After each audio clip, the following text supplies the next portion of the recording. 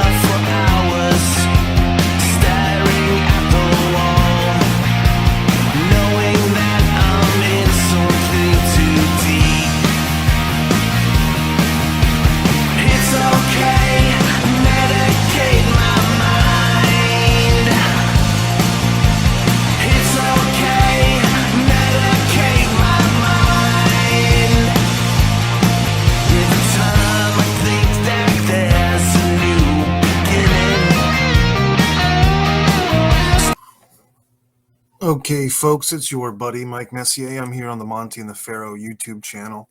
Of course, you can also find me on, I don't know how to point here, subscribe to Mike Messier YouTube channel. This is the AEW Apologist number 19. I'm going to do something a little bit different this week. Normally, I don't like to make these Apologist rants timely, but for whatever reason, I felt like doing that this week. So Dynamite started with Sammy Guevara, I always have a hard time saying his name, against Cody Rhodes for this unification AEW TNT title match. Now, of course, as I say that, it is a little goofy that this TNT title is now being fought for on TBS, but let that be a lesson to the wrestling promotions, AEW included, that if you're going to name a title after a network, you might want to stay on that network forever. Now, this was probably not a decision in their hands, and I think people have kind of gotten over it at this point. I mean, TNT was also an AC/DC song. It's also Dynamite, like literally. So nothing too problematic, but basically, let's get to the match.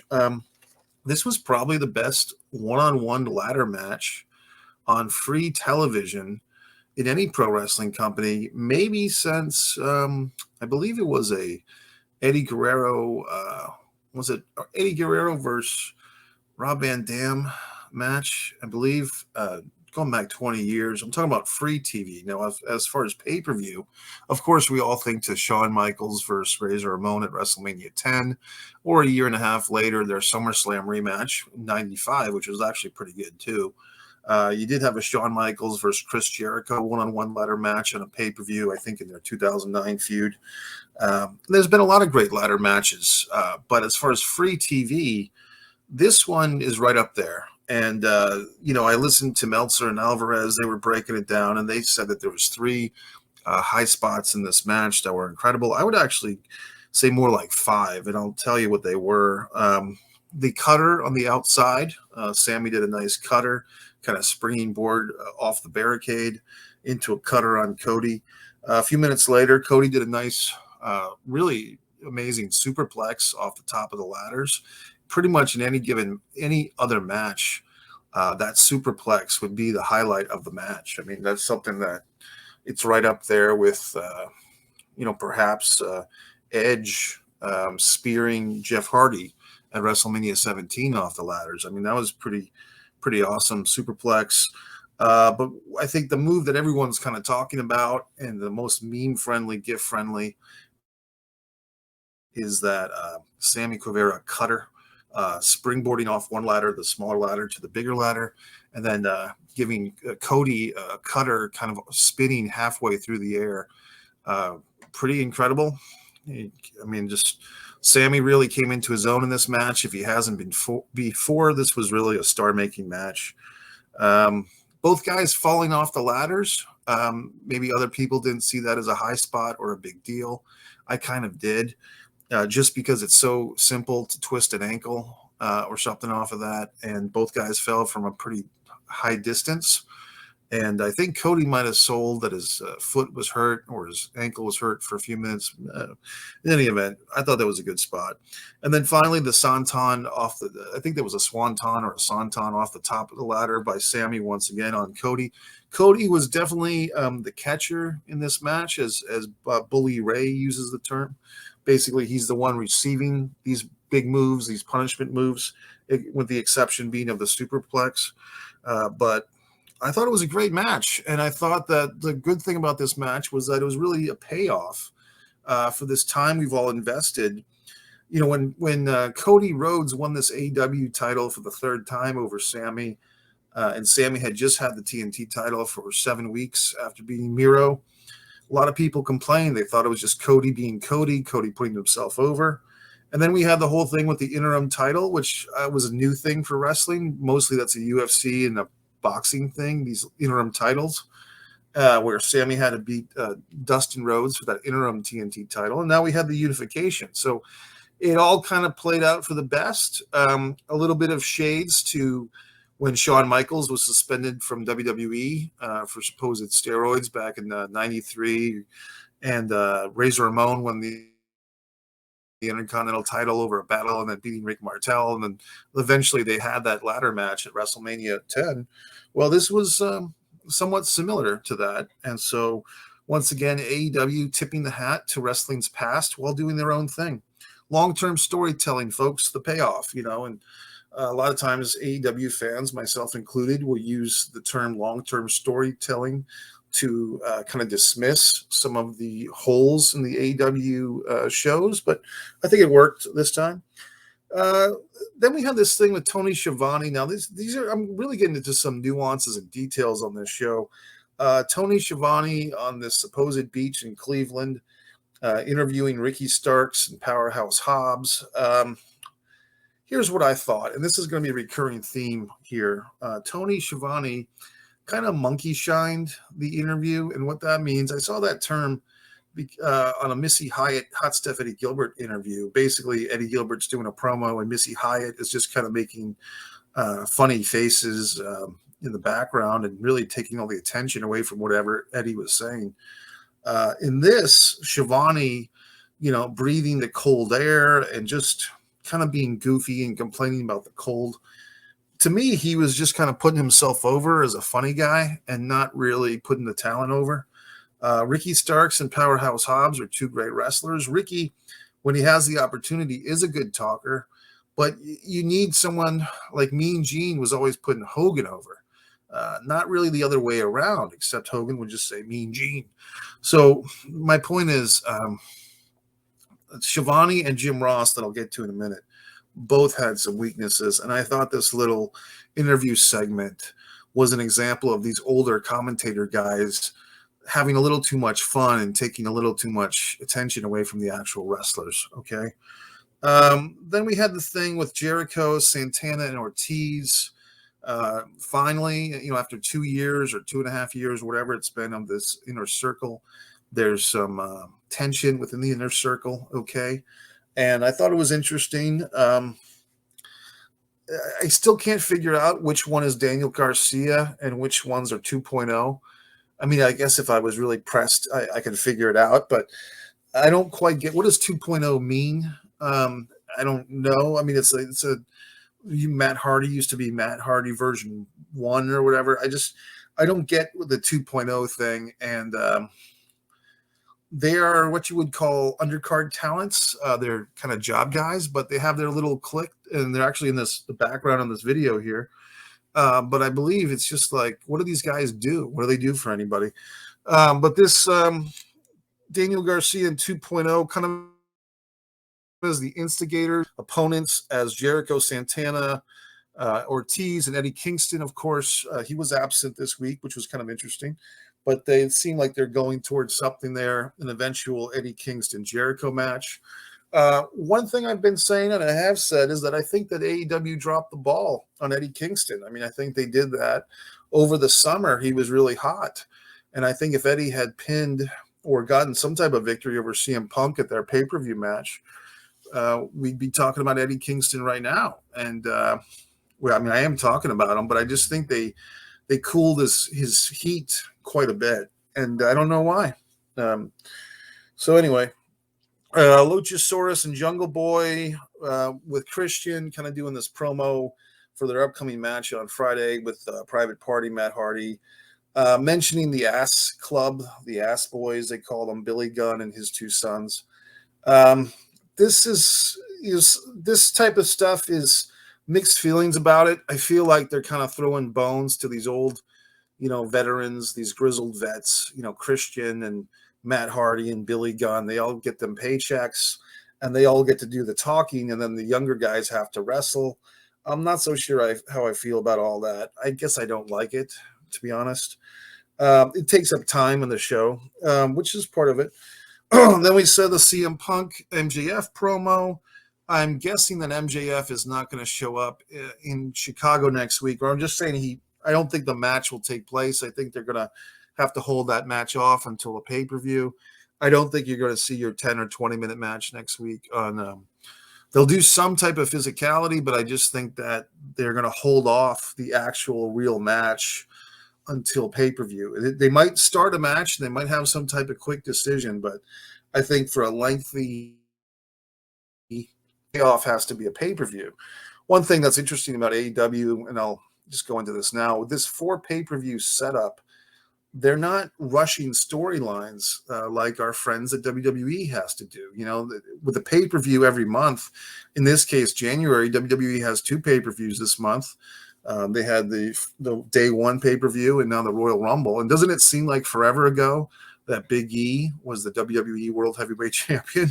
I mean, doesn't that seem like 10 years ago, not a month ago, as an aside? But in any event, I just saw Big E on SmackDown wrestling last night in a tag team match with Kofi, and right back to the mid-card you go, pal. So anyway, the CM Punk MJF promo, very good. I mean, MJF's very good on the mic, talking about Cleveland. Punk is trying to do the let's stop talking, let's start fighting routine.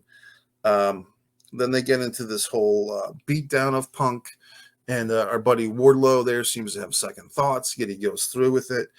They're going to have to wrap this thing up pretty soon, this Wardlow babyface turn, if they're going to pull the trigger.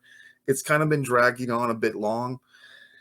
And they have this pay-per-view coming up in March. I believe it's like March 4th or March 6th. Well, maybe that would be a good time to do Wardlow versus MJF if they're not going to wait until MJF versus Punk for that pay-per-view. So it's just kind of interesting. They've kind of booked themselves into a corner here because they've got CM Punk and MJF as a thing, and then MJF and Wardlow. So MJF's getting a lot of attention, but it's like, who's he going to fight on this pay-per-view whenever it happens? Then we have this. This is probably my biggest critique of the show right now. It goes to Jim Ross. They had this match, legit Layla Hirsch. Okay, she's 4'11", and she's wrestling as a heel now. Like, she's transitioned to a heel against her former friends Red Velvet and Chris Statlander. This is what you call undercard talent kind of doing a storyline. And it's a weird storyline in some ways because it's like these 3 babyface women are turning against each other, or at least Layla is. And Red Velvet is like the sacrifice. And then the match is going to be legit Layla Hirsch versus Chris Statlander in a big grudge match. And I'm not sure of the 3, why is Red Velvet, who's probably, perhaps the best of the 3, why is she being sacrificed as the sacrificial lamb? And here's the big problem that happened. And I actually got it wrong. I thought it was the invisible wall that Jim Ross said, but basically what he said when at the end of the whole thing, Statlander has jumped into the ring legit Layla Hirsch has won the match with a schoolgirl roll-up and the pull of the tights. A friend of mine, Queen Haleen, big wrestling fan, hates the roll-up, hates the schoolboy roll-up. But for me, the real issue was Statlander comes out, she chases Layla Hirsch, and then Jim Ross says something like, "Why does everybody stop at this magical wall where everybody magically stops?" And basically, he's criticizing that Statlander is not chasing Layla Hirsch up the ramp to exact revenge on her. That once Layla has gotten up the ramp, Statlander has stopped in her tracks. And say what you will about Excalibur, but he did save this pretty well by saying, "I think Statlander wants to check on her friend Red Velvet." And basically Jim Ross is kind of exposing the business, or he's pointing out the shortcomings of modern day wrestling. I mean, you might as well just say, "Hey, why does everybody slap hands when they do a super kick? Why do they slap their thighs when they do a super kick?" You could say that on NXT a whole lot. You could say that on AEW a whole lot. So anyway, I saw Naomi slap her thigh last night. Let's see what else. The House of Black, Aleister Black, Brody King was a top-notch promo. I think Bray Wyatt, if he does come to AEW, will be very interesting. So many talents in AEW now. It's a fucking bounty of riches when it comes to how much talent they have. So do they need a Bray Wyatt right now? Well, probably not, but I'm sure that they would take him. And it would probably be interesting if maybe they put Pac and Bray Wyatt against Brody King and Aleister Black, or if whatever. But as far as this promo on its own, I thought it was great. I thought Aleister Black and Brody King had a really great promo here. Dark, scary. The Dr. Britt promo on the flip side, I'm a big Dr. Britt Baker fan.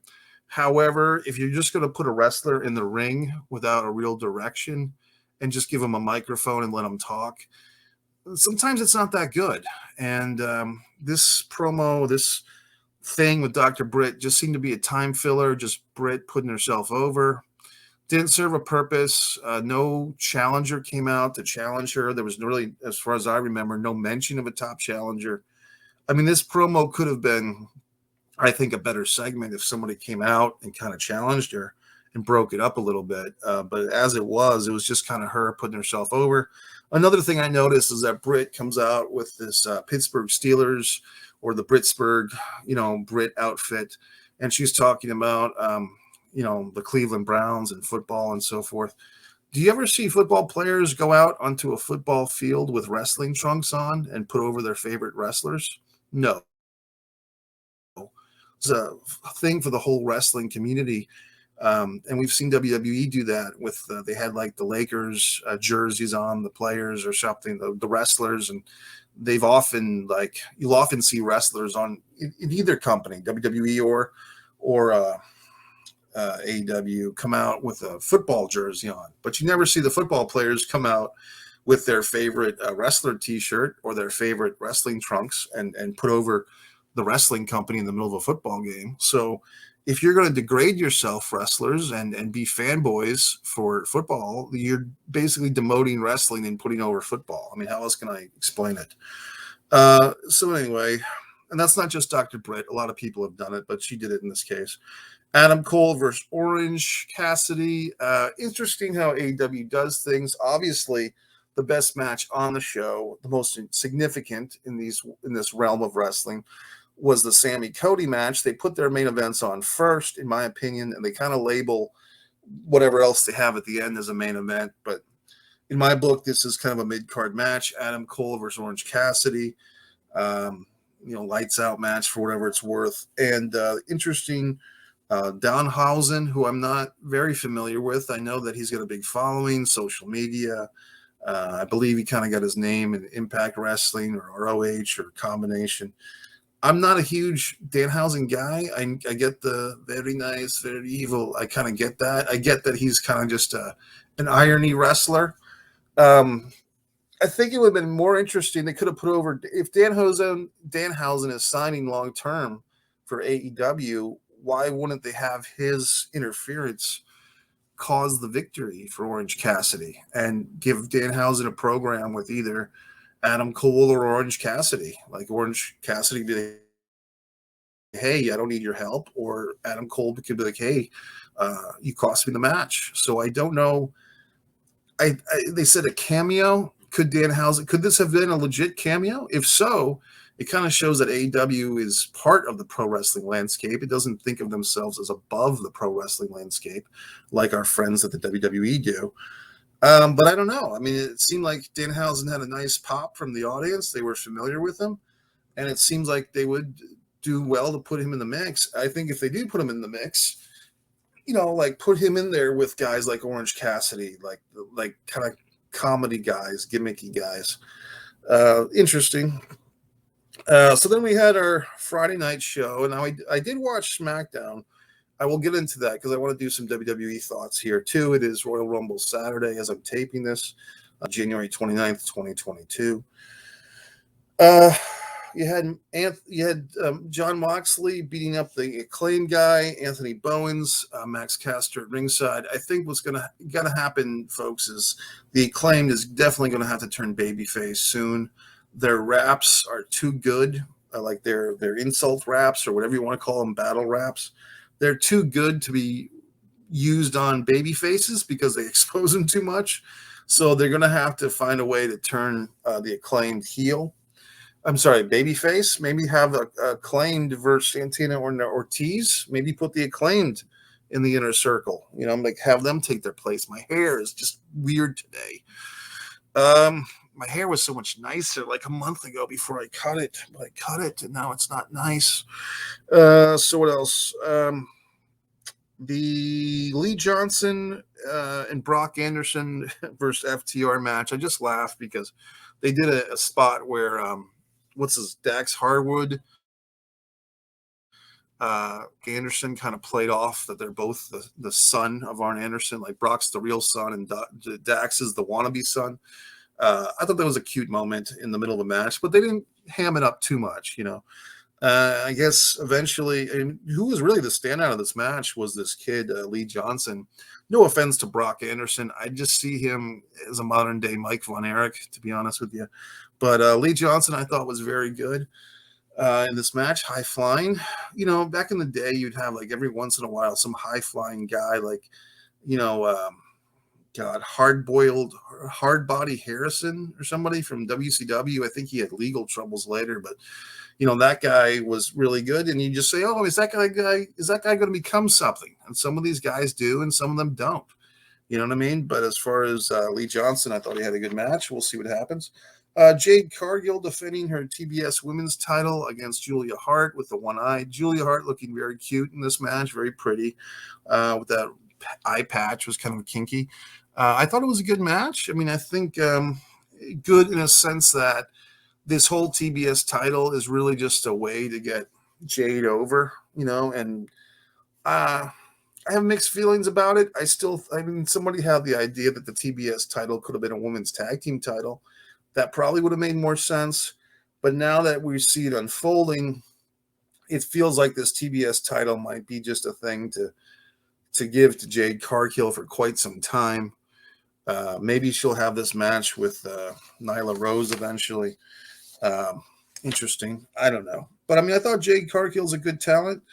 Then they have this Jurassic Express versus the Private Party. Private Party starts off strong. Interestingly enough, the Private Party did win an early AEW tag team title tournament. Hardy Boys, but not the Hardy Boys, the fucking Young Bucks. But it seems like that's the biggest thing they've ever done in the company. The Private Party has just kind of been around for a couple of years, but haven't really done anything. So how was the week for AEW? I thought the AEW week was fairly strong. I thought it was a good week for AEW. I think like I said, it's an interesting thing because they don't have a pay-per-view until March, so we're still over a month away. So you get 4 episodes of Dynamite, 4 episodes of Rampage, either 4 or 5 actually, and you have all these darks and all these other things. So they have a lot of programming to go before they get to this pay-per-view. But I think now with about a month out, they'll start focusing, and we'll see what we get for that pay-per-view.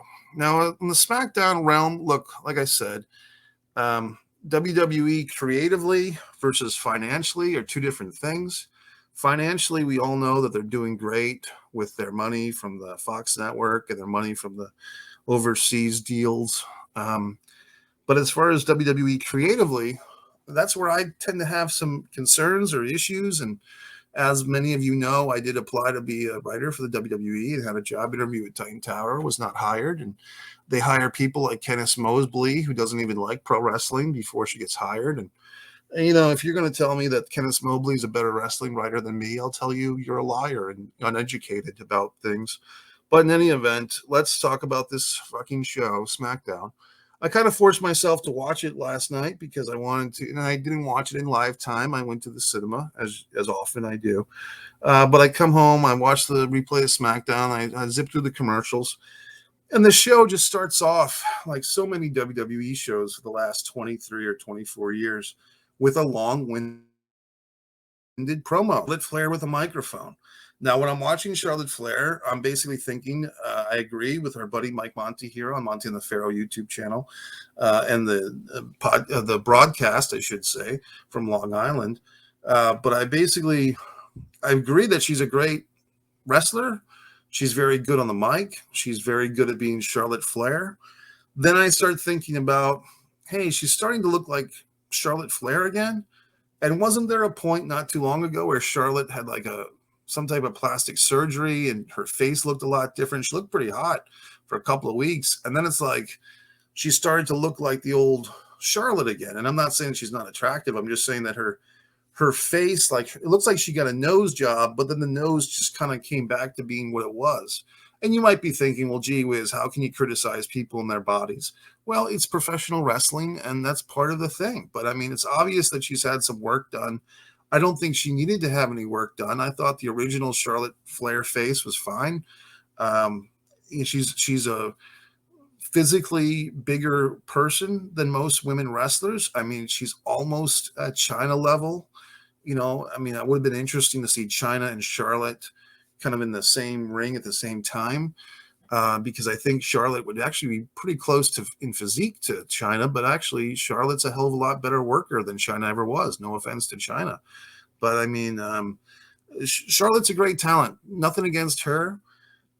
Just the promo goes on, and then it's just like one of these things we've seen a million times now, probably close to a million times, literally, is one wrestler's out there with a long-winded promo, then another wrestler comes out with a microphone, then another wrestler comes out with a microphone, and everybody has their airing of grievances, and then they have a big shabazz at the end. So first we had this chick, God, what's her name? The tough girl from NXT. Oh, the fighting one. She comes out and she looks good. I mean, she looks a little, not to say masculine, but a little butchy. Comes out with her leather jacket, and I'm drawing a blank on her name. And then we got this new one. Was it Aaliyah? So Aaliyah, kind of an interesting one. I've heard about Aaliyah, but I haven't really seen her before. Very cute, and she's got a very sexy outfit on with the cutaways. So that was interesting to see, kind of a throwback. And we've heard about how they're trying to get the women to be sexier in NXT. Well, it looks like that's carrying over here to Aaliyah. She comes out, and then apparently she beat Natalya in 3.17 seconds. So it's Aaliyah 3.17 as opposed to Austin 3.16. Natalya comes out. A lot of people, I have a good friend of mine who really is into Natalya. Like, he thinks that she's a great looking woman. And I'm not saying that she's not, but whenever I see Natalya and she turns around, she reminds me of her father from behind, like that big square anvil ass of Natalya that the Anvil had. So maybe it's just me, but I mean, that's all I can see when I see Natalya. But she's been around forever, kind of like a Dolph Ziggler. I mean, but not as talented as Dolph Ziggler, but just a company woman. She's like Titus. She's good for the morale of the company. Eventually she'll get fired, but she's still there now. So Natalya comes out. She's mad because this other chick beat her in 3.717 seconds. Then blah, blah, blah, blah, blah, blah. And then finally Sasha Banks comes out. Now Sasha Banks has got her sexy outfit. Now I could be wrong, but I thought I heard that Sasha Banks and her husband are Jehovah's Witnesses, JW, and maybe falsity, because I've never talked to Sasha Banks, but and you might be, well, difference does it make?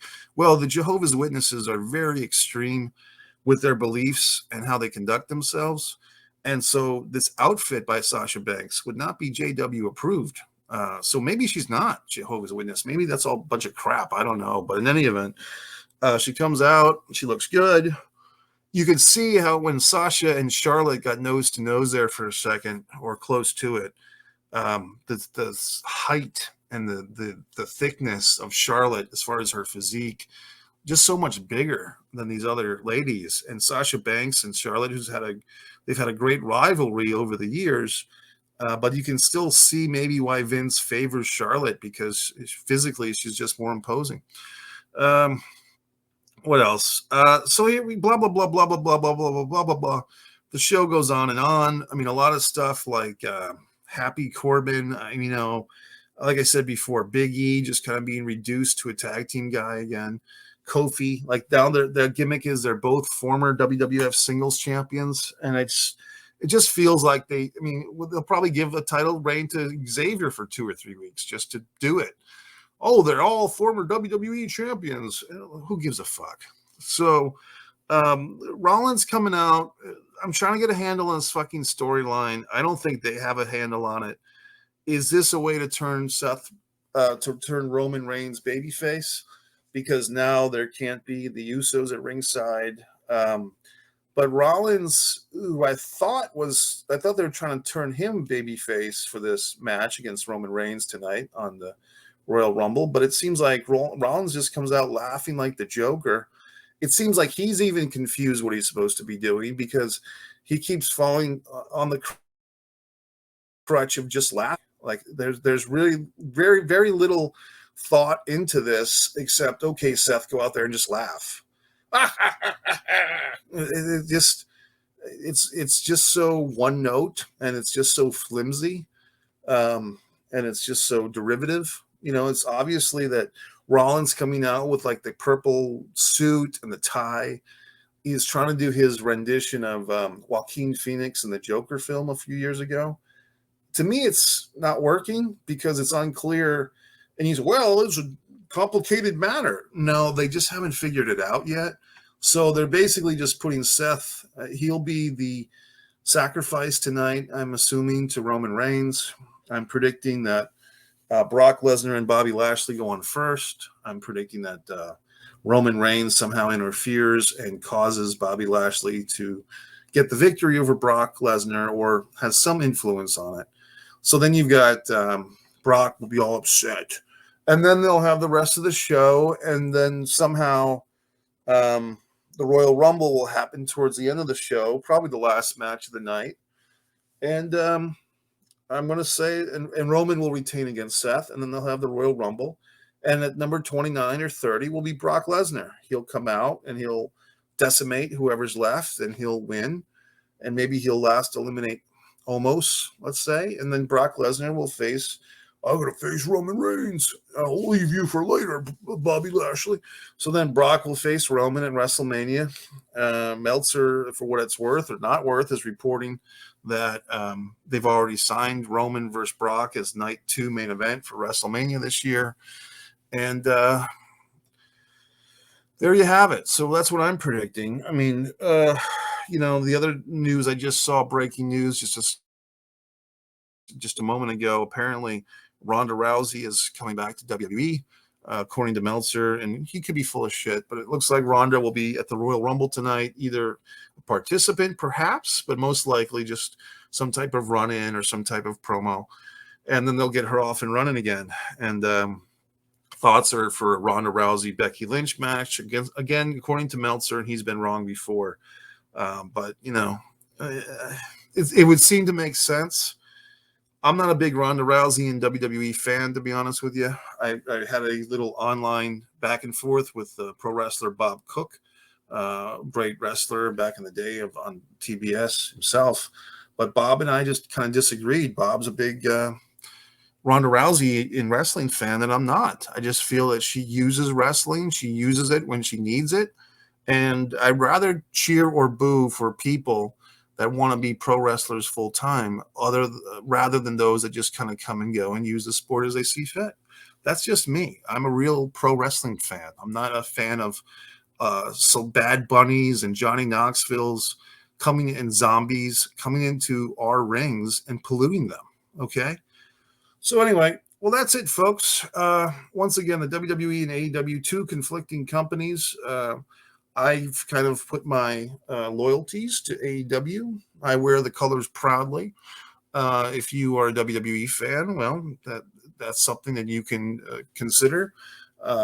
It's a company that has its money wrapped up into certain things that I politically don't agree with and socially don't agree with. But that's up to you. That's how you live your life. So that's it, folks. MikeMessier.com. Once again, see if I can do this right. I guess I can't. Subscribe to Mike Messier YouTube channel. Okay. And Monte YouTube channel, and of course their broadcast. They've been having a lot of great episodes lately, and I always enjoy watching them. So enjoy your weekend. I'm also predicting. For whatever reason, the LA Rams to win the Super Bowl at home over the Kansas City Chiefs. So that's my quick summary. I guess I'm just going with the Rams today or tomorrow. Rams tomorrow over whoever the fucks, and then Rams over 49ers, Chiefs over Bengals, and then Chiefs will lose their second straight Super Bowl in a hometown stadium for somebody else. My prediction, I could be wrong. Okay, folks, thanks for watching. Like I said, subscribe to Mike Messier YouTube channel and, Monte and the Pharaoh YouTube channel. Goodbye.